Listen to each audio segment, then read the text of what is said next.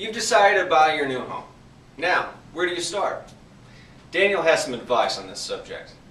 Listen to what he has to say.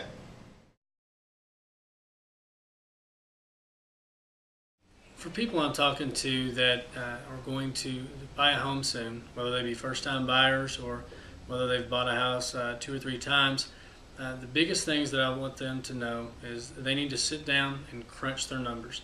What I mean by that is I want them to think about what monthly payment, target goal they want. I want them to think about how much money that they're going to have to put down on that house.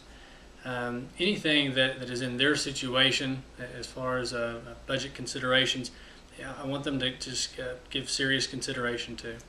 If they're by themselves, then that's going to be easy. If they're buying with a spouse or partner, then they need to sit down together and think about those things. And then the next step would then just to speak with someone such as me, any loan officer that they trust, and basically what they're going to do is they're going to map out a target purchase price that they're going to be looking for, and they're going to work with that down payment, and that loan officer is going to do some work for them to tell them different loan programs available, and from that is going to come some numbers that the buyer is going to be interested in, such as maybe payment, interest rate, closing costs, things like that do need to be known going into any loan application.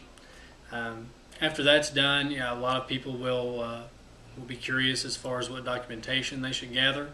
Again, things that should be covered with their loan officer up front.